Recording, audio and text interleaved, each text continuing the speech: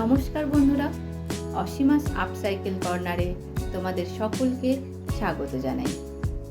বন্ধুরা, আজকের আমি যে ক্রাফটটা বানাবো সেটা আমি প্রথমে এইটা বানাবো ভেবেই যে বানাতে শুরু করেছি তা নয়। প্রথমে ভেবেছিলাম যে এটা একটা ফ্লাওয়ার ভাস বানাবো। তারপর বানাতে বানাতে মনে হলো যে এটা অন্যরকম লুকস আনা যায়।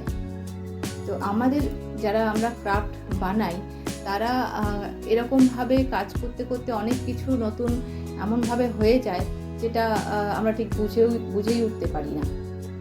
তো সেরকমই একটি কাজ। এই কাজটা দুটো পার্ট আছে, একটা নিচের বেস পার্ট আর একটা উপরের পার্ট, এবং পুরো কাজটাই আমি প্লাস্টিকের বোতল দিয়েই করেছি।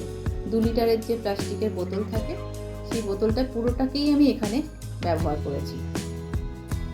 তোমরা দেখে যদি তোমাদের ভালো লাগে অবশ্যই আমার চ্যানেলটিকে সাবস্ক্রাইব করো, আর পুরো ভিডিওটা শেষ পর্যন্ত দেখার অনুরোধ রইল। পুরো ভিডিওটা শেষ পর্যন্ত দেখলে তোমরা এর মধ্যে অনেক কিছু জিনিস আছে যেগুলো জানতে পারবে, আর যদি স্কিপ করে দেখো অনেক কিছু জিনিস এর মধ্যে আমি করেছি যেগুলো মিস করে যেতে হবে তোমাদের। তাই আমার অনুরোধ রইল তোমরা শেষ পর্যন্ত প্লিজ এই ভিডিওটা দেখো। তোমরা দেখো বন্ধুরা, এখানে আমি কিন্তু পুরো বোতলটার নিচের পার্টটা এবং উপরের পার্টটা এই দুটোকে আলাদা করে নিয়েছি, এবং সেই নিচের পার্ট এবং উপরের পার্টটাকে, মাঝখানে পোর্শনটাকে বাদ দিয়ে নিচের আর উপরের পার্টটাকে একসঙ্গে করে জুড়ে নিয়েছি।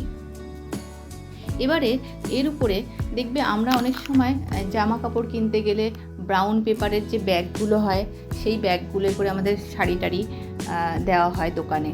তো সেই এরকম একটা ব্রাউন পেপারের ব্যাগ আমার কাছে ছিল, তো সেইটাকে আমি এখানে ব্যবহার করেছি। তারপরে বেস কালার হিসাবে তো আমি সবসময় একটা কালার ইউজ করি, সেটা এখানেও ব্যবহার করেছি সাদা। তার উপরে ব্রাউন কালারের কোটটা আমি লাগিয়েছি। এবারে এই জিনিসটাকে আমি কিছু ডিজাইন করে নেবো এই জিনিসটার উপরে। তোমরা দেখো এই পোর্শনটা আমি যখন বানাচ্ছি তখনও কিন্তু আমি ভেবেছি যে এটাকে আমি একটা ফ্লাওয়ার ভাসের লুকসটাই দেব। এইটা বানানো হয়ে যাওয়ার পরে আমার মনে হলো যে এটাকে একটু অন্যরকম কিছু করা যায়। তখন আমি এই জিনিসটাকেই ল্যাম্প শেডের আকারে বানানোর চেষ্টা করলাম। যেহেতু প্রথম থেকে এটাকে আমি প্ল্যানিংয়ে ছিল না ল্যাম্প শেড বানানো, সেই জন্য কিছু কিছু জায়গা আছে যেখানে আমাকে একটু প্রবলেম ফেস করতে হয়েছে। সেটা তোমরা কাজ করতে করতেই তোমরা বুঝতে পারবে, আমার কাজটা দেখতে দেখতেই। আমি এখানে এই যে ফ্লাওয়ার ভাসটা বানাচ্ছিলাম এটাকে ওই ল্যাম্প শেডের নিচের পোর্শনে ব্যবহার করলাম। এবারে উপরে পোর্শনটা বানানোর জন্য আমি কিন্তু এই বোতলটার যে মাঝখানের পোর্শনটা ছিল সেটাকে ব্যবহার করেছি। তোমরা দেখলেই বুঝতে পারবে। কিন্তু বানানোর পরে একটা জিনিস ফেস করেছিলাম, সেটা হলো এই যে দেখো, এটাকে আমি উপরে পোর্শন হিসাবে ইউজ করতে চেয়েছি। আইসক্রিম স্টিক দিয়ে এটাকে কভার করে নিয়েছি। নেওয়ার পরে দেখলাম যে লাইটটা কিভাবে লাগাবো। লাইটটা লাগানোটা ভীষণ ডিফিকাল্ট হয়ে গেল, কারণ ওটার ভেতরে একটা ফ্রেম থাকে, সেই ফ্রেমটা তো আমি পাবো না। তো সেই ফ্রেমটা বানাতে গিয়ে আমাকে একটুখানি ভাবনা চিন্তা করতে হলো। তো সেটার জন্য দেখো আমি সেটারও একটা ব্যবস্থা করেছিলাম, তোমরা দেখলেই বুঝতে পারবে। তোমরা দেখে নাও ভিডিওটা।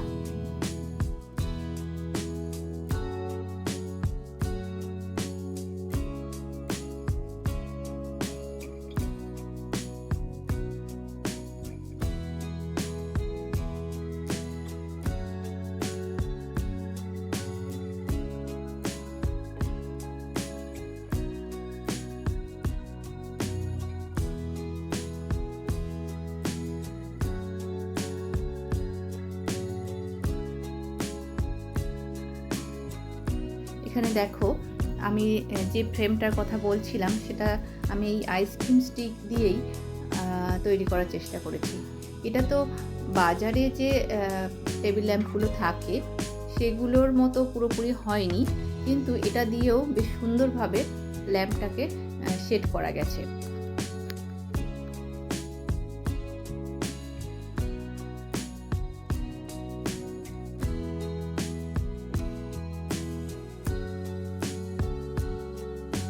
এখানে দেখো যে ডেলিভারি হয় আমাদের যে ব্রাউন পেপারের যে ব্যাগগুলো থাকে, সেই ব্যাগটাকে আমি এখানে আবার ব্যবহার করলাম।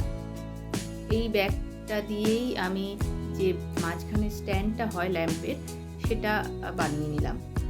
এবং এটা বানানোর পরে এটাকে একটা দড়ি দিয়ে কভার করলাম। এই পর্যন্ত কাজটা আমার খুব স্মুথলি চলেছে। এরপরে যে তিনটে জিনিসকে, এই স্ট্যান্ড, বেস এবং উপরের লাইটটা, এইটা সেট করতে গিয়ে আমাকে বেশ খানিকটা প্রবলেম ফেস করতে হয়েছে। কারণ এখানে এই যে স্ট্যান্ডটা আমি বানিয়েছি, এই স্ট্যান্ডটাকে কিছুতেই বেসের সঙ্গে আটকে রাখা যাচ্ছে না। এটা বারবার আমি গ্লু গান দিয়ে আটকানোর চেষ্টা করেছি, কিন্তু বারবারই এটা নড়ে যাচ্ছিল, কিছুতেই সেট হচ্ছিল না। তখন এই বোতলের একটা পার্টই বাকি ছিল, সেটা হলো মুখের পোর্শনটা। সেটাকে আমি ভাবলাম যে এখানে লাগিয়ে দিই, এবং বোতলের মুখটা এবং স্ট্যান্ডটার সাইজটা প্রায় একই, তার জন্য ওটা ওর ভেতরে খুব সুন্দরভাবে টাইট হয়ে বসে গিয়েছিল। তো এখানে এই প্রবলেমটা তো ফেস করলাম।